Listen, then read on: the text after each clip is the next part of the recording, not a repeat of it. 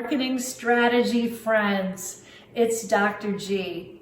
I hope all is going well with your semester, and I'm really excited to introduce to you this next assignment that you'll be working on with your groups. Last time, your assignment was to put together a SWOT analysis and a 3C analysis to help you understand, for the company for which you're going to be consulting with, a look at how the external and internal marketing factors and environment influence the company. So you did a wonderful job pulling together not only a SWOT analysis and a 3C analysis, which is truly a great foundation for any strategic plan, including a strategic marketing plan, but you did a fantastic job in wrapping that all up and communicating it to a CEO. So I'm really proud of the work that you've done so far, and I'm excited to tell you about this next assignment. So first of all, I want to make sure that you go into Canvas and you look at the next assignment. It's called the Acquisition, Expansion, and Retention Strategic Decision number 2. And again, this is an assignment that you're going to be working on with your team. So go into Canvas, take a look at the instructions, watch this video, and hopefully you'll be able to get all of the information that you need to execute on this amazing strategic decision you're going to make for the firm in which you're consulting. So let's get started. The purpose of the assignment, again, like all of our assignments in marketing strategy, is to give you an opportunity to work on a real world business problem from a strategic marketing perspective. So you're going to be working with that company that you've selected, and we're going to walk through a series of problems or decisions from a strategic perspective that you'll need to make. So in this particular assignment, you are going to come up with what is called an AER strategy. And what that means is basically attraction, expansion or growing, and retention. And these are all for your customers. So how do you get new customers in the door? How do you get them? How do you grow and expand that relationship so that you get all of their share of wallet for the products and services that you have in your portfolio? And how do you retain those customers over time? Sometimes you'll hear this as an AOR strategy. Sometimes it'll be an AGR strategy. But the thing that's going to be different here is that we're going to be solving a specific marketing issue for your company. So when I talk about expansion and retention strategies for your firm, you are going to put together a comprehensive overview of what you believe the firm needs to do from a marketing perspective to attract those customers, expand the relationship, and retain them over time. So let's get started on the scenario here. So I'm not going to make it easy on you. This is going to be a really timely strategic marketing decision that many organizations are in the crux of right now, grappling with. So remember, you have been hired by the CEO to help his or her organization navigate through some really tough strategic decisions. You are an external consultant, and you're helping that management team create a plan and create a strategy for their success. So here's the scenario that you'll be dealing with in this particular assignment. So COVID-19 has drastically changed all aspects of business. And at this critical time, if firms are not nimble, or they're not able to adjust or adapt to the ever-changing dynamics, they may not survive. So with this in mind, think of the company that you're working with And the CEO of his management team, imagine this, their whole world has changed overnight. Chances are they have not made their strategic goals, nor have they made their revenue goals. So in this case, what's happening is the management team, the marketing team, the operations team, the finance team, the accounting team, manufacturing, the CEO, they're at arms. They're pointing fingers at each other. Well, it's their problem. It's their problem. What's going on? So you have this amazing, difficult cultural aspect going on within the organization where people are pointing fingers and they're not working as a team. That's a difficult position to be in when you're trying to meet revenue goals in a really tough time. So here's what's happened. The CEO of the company that you're working for has created a mandate to his or her management team indicating, you may not blame COVID any longer. We have to move on and we have to figure out how we're going to remain profitable and have a sustainable business over time. So the lack in sales and profitability for the firm may no longer be discussed. You must start working as a team. That's the scenario.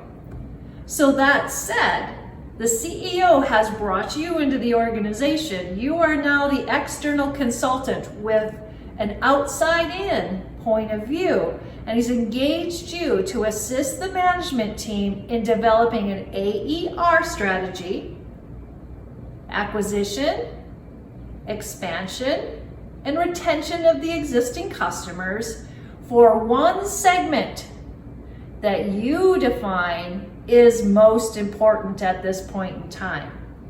And he wants you to develop a plan that they can work on for the next 5 years. That's the background. So start thinking about what that means and how you're going to tackle that. So let's talk a little bit about acquisition, expansion, and retention. We've studied this in class, and we've discussed lots of different scenarios and how we can use each of these particular areas for expansion or particular stages in a consumer decision model to be able to create good business strategy. So as a reminder, the first stage in your AER strategy begins with the first contact you have with that particular customer. It typically occurs before the purchase occurs, and when prospects, these prospects are generally early customers in the decision process, and they have similar needs.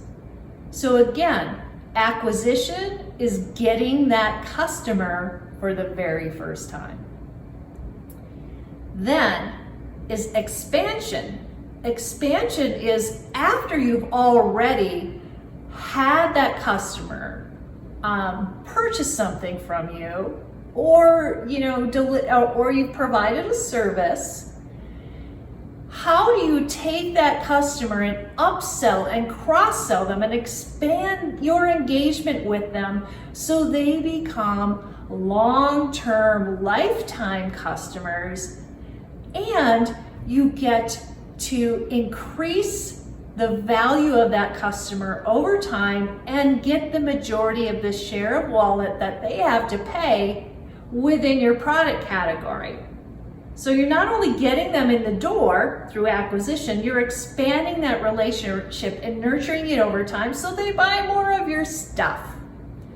And finally, the last part of it is retention. And what retention is it deals with customers who migrate maybe out of your company, or they start to look around for greener pastures.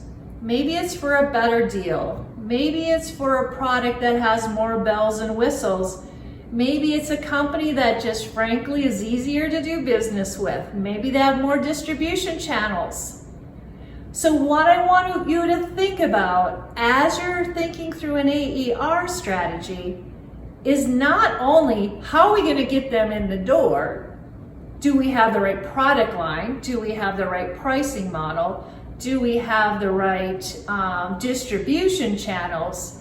I want you to think about a holistic strategy on how you're going to obtain them, keep them, grow the business, and make sure that they're a valuable, profitable lifetime customer for your firm.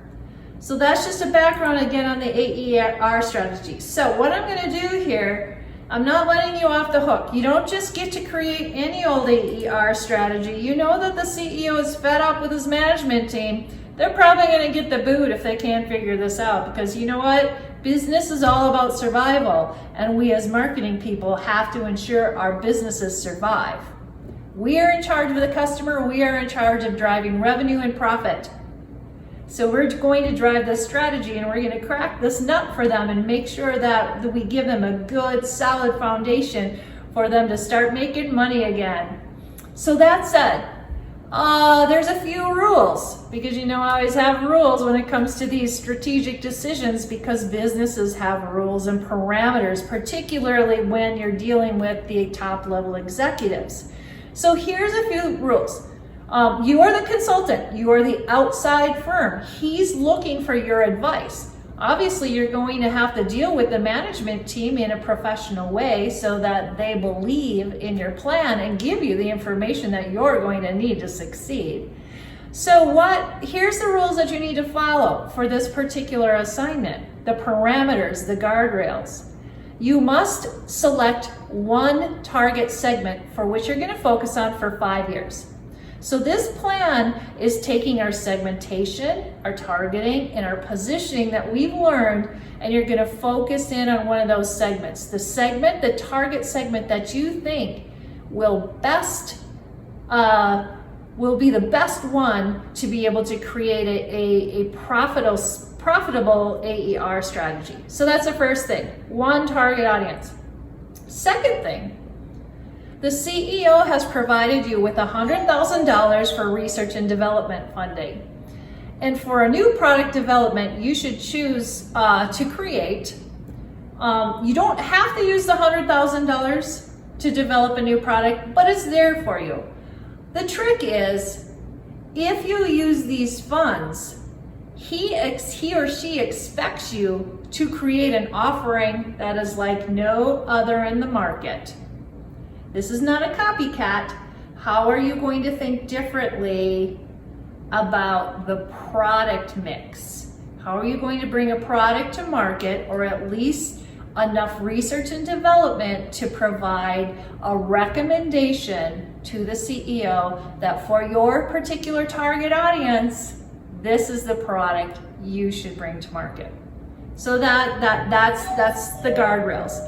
Also, pricing changes are wide open. Yet you must convince the CEO that the net revenue return will be at pre-COVID levels in 2 years.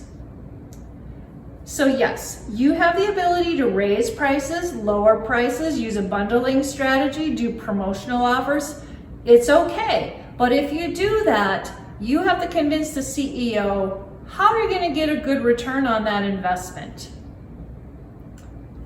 All right, so we got another one here for you. That's pricing. We talked about products, we talked about pricing.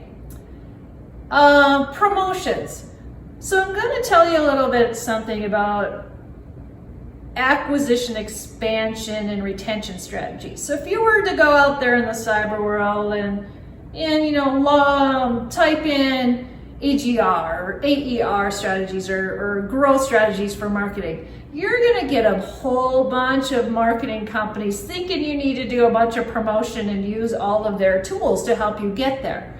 Much of the focus on the programs you're going to see out there, marketing consultants are focused around promotion and using a communications channel.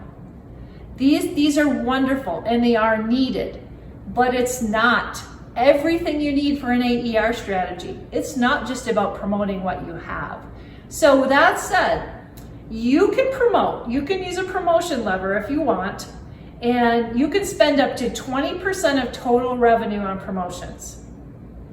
So you take the revenue that we looked at when we did the SWOT analysis for the last quarter, look at the revenue line, you can spend up to 20% of that revenue for your promotions budget. But keep in mind, this is not all you're gonna do. I wanna see a fully loaded AER strategy where you're thinking about all of those types of marketing mix. And then finally, you have full discretion to use any distribution channel that you want. You can add sales teams. You can have use promotion. You can use an e-commerce site. You can have brick and mortar. It's completely up to you what you need to do. Here we go. What I want you to do. You've got the parameters. Your pricing money. You've got the ability to spend up to $100,000 in research and development for a product.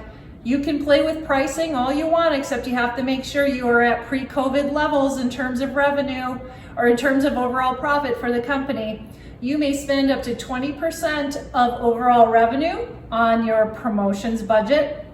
And then you have full discretion to use any distribution channel or add distribution channels if you want. So those are the parameters. That's what the CEO has given you. That's quite generous, I will tell you. You should be able to make a pretty darn good strategy with that, but it's not going to be easy. There's some thinking you're going to have to do here. So you might be a little bit overwhelmed right now. I don't want you to think that this is a learning exercise, and this is exactly the type of exercise you're going to have to go through when you're a marketer at some big fancy pants firm, and you're going to be super at it. So I'm really glad that we're going to do this assignment together. So here's the parameters of the assignment. You are going to define and describe one segment for the firm that you believe has the most beneficial target audience for your marketing efforts. Secondly, you are going to use the parameters outlined that I gave you above to create a strategy for your target audience, how you will acquire new customers, grow those existing customers, and retain those customers who are most likely to leave you. You must have a strategy to state for each one of those stages of AER. I have provided you a tool in Canvas to help you outline some of your thinking. It's not a tool that you have to turn in with your assignment, but it's a nice tool for you to have to be able to sort of outline and make sure you're capturing everything and maybe look across your marketing mix and your strategies based on the acquisition, the retention, and the growth. And sometimes those might bleed together, which is perfect. Nothing like getting a double dipping there. So that's the second thing you're going to do. This is the work that you're going to, strategic thinking, the critical thinking that's so important that you're going to put into this assignment. Now what I want you to think about is that you're going to have to create an executive brief describing your strategy. And for this particular assignment, I want the strategic brief to be an email that you write to the CEO, your boss, the person signing your paycheck. It should be thoughtful, professional, concise, and well written. Remember that CEOs have the attention span of a gnat. So if you can put something in a nice bullet point format, or really get your point across in a short amount of space, that is perfect. You may, in addition to the email, create attachments. If you want to show the grid or the tool that I've provided to sort of explain your thinking, that's fine. If you wanted to do some sort of diagram, anything you want. is fine. You can have attachments, but this form of communication, the initial form of communication, will be an email. And I suggest that within that email, you ask for a discussion with the CEO. So here is what the executive brief should include. It should include a brief description of your target audience and the rationale to why it was selected. Why did you select one audience over the next? The second thing is to create a brief description of the strategy you've created for each stage of AER, acquisition, expansion, and retention. Thirdly, describe to the CEO, convince the CEO how the strategy will provide the company a sustainable competitive advantage. And finally, as with all assignments, you're going to turn in your documents into Canvas as a group, and I want you to put the names of the team members who contributed on the document. No freeloader policy. If a team member did not contribute, they do not get their name on the report. Lastly, the final thing you have to do, like we did last time, is a peer evaluation. So you're going to go in and answer the questions that I have on, how is the participation level of your team members? Are they in their attitudes, their contributions? It's really important for me to understand and for you to be reflective on your other team members. It's great, you want to try as much as possible to engage everybody in the process, but I do understand that in the real world, there are people who don't pull their weight, and they don't last in business very long. So we need you to be honest and to create that peer feedback, not just for yourselves, not just for me, but for those particular teammates. So that is the explanation of the assignment. Next, I am going to demonstrate to you what an AER strategy might look like in a particular scenario. So as you may have noticed, the doorbell rang a few times during this presentation. I'm sitting here at home in my makeshift video studio, and here is my scenario. So let's say that I am a customer with DoorDash. Yes, I am a customer with DoorDash. I'm a busy lady. Do I like to go out and eat? I did pre-COVID. One of my favorite things in the world is I'm kind of a foodie. I like to go out and enjoy good food and be in good company and maybe have an adult beverage. I'm a working lady. I put in lots of hours. I like to kick back and relax, and that's one of the things that I like to do, is to find really good, unique food and a wonderful experience and have a really nice time with friends. So that's my thing. But COVID hit, and then, as all of you know, Dr. G's a bit of a germaphobe. I always am never lost without my disinfectant wipes. I always have my hand sanitizer attached or affixed to whatever bag I'm carrying, and I mask up. Because yes, I'm a germaphobe, and I have good reason to be a germaphobe. I have family and I have friends who don't eat my germs. I have all of you, and my goal in life is to make sure that I'm here to be face-to-face with you, to be able to teach. That said, I get home from work, from my day job, and I start my night job, meaning I'm working again. And I have this video to do, to explain to you this AER strategy. So that said, what I have is a scenario for you. I am your target audience.